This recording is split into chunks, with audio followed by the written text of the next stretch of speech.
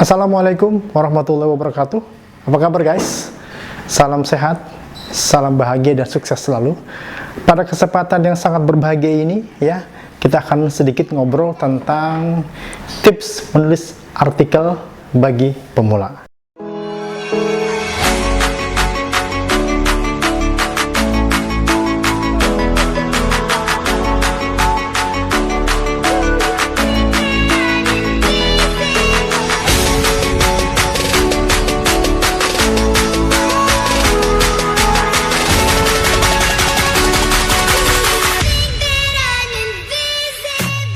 Apa aja sih kalau kita ingin menulis artikel? Yang memungkinkan adalah ketika kita menulis artikel, ada artikel opini. Ya, artikel opini adalah artikel bagaimana kita menuangkan ide, gagasan, ya. Kemudian juga untuk mengkritik, semuanya bisa kita lakukan di artikel opini. Nah, langkah apa yang harus kita ketahui sebelum kita menulis? Yang pertama adalah Anda harus banyak membaca sebanyak-banyaknya referensi, sebanyak-banyaknya tulisan di media. Kalau kita ingin membuat sebuah ide atau gagasan, misalkan di tengah pandemi seperti ini, bagaimana orang menyadari untuk selalu melaksanakan pakai masker, mencuci tangan, bahkan menjaga jarak, maka Anda harus tuangkan ide, konsep, atau mengkritik sosial. Anda harus banyak membaca tentang itu, ya. Sehingga ketika Anda menulis, Anda mampu menuliskannya. Atau bidang yang lain, Anda suka dengan pendidikan, kesehatan, politik, ekonomi, yang penting adalah itu terkait dengan hal-hal yang sangat relevan, sehingga redaktur ya melirik tulisan Anda, artikel Anda, sehingga nanti akan dimuat. Itu yang pertama, ya. Kuasai bidang apa yang Anda harus ingin sampaikan. Yang kedua adalah memahami karakteristik media. Bagaimana caranya? Anda harus baca dulu. Ketika ada artikel opini, itu lebih banyak mana? Bagaimana bahasanya, bagaimana diksinya, bagaimana paragrafnya, siapa penulisnya. Anda baca dulu bagaimana karakter, bagaimana ketika mengirimkan artikel kita, apakah by email atau dengan membuat akun, ya. Kemudian berapa hari artikel kita diterbitkan, berapa kata yang harus kita buat, tema-tema apa yang harus kita tuliskan, ya.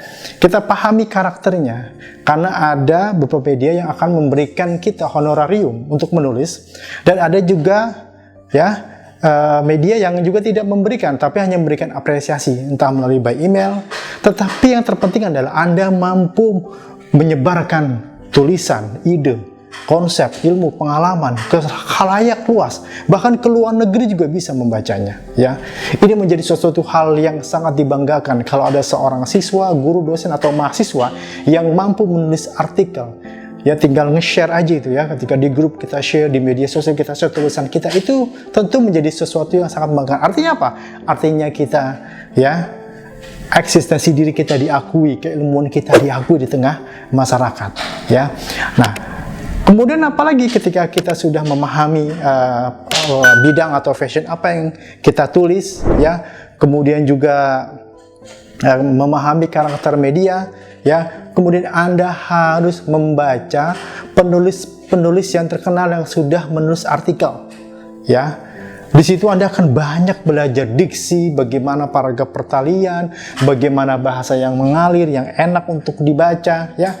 Alhamdulillah, ketika pandemi saya sudah puluhan menulis artikel dari berbagai portal media online.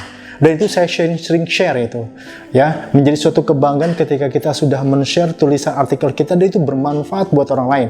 Dan begitu sambutannya, walaupun ya ada yang bilang tulisan kita jelek, jangan patah semangat, karena sejak kamu tulisan kita, pasti ada yang baca, pasti ada yang mengapresiasi, pasti ada suatu manfaat yang bisa diterima, ya, untuk kita.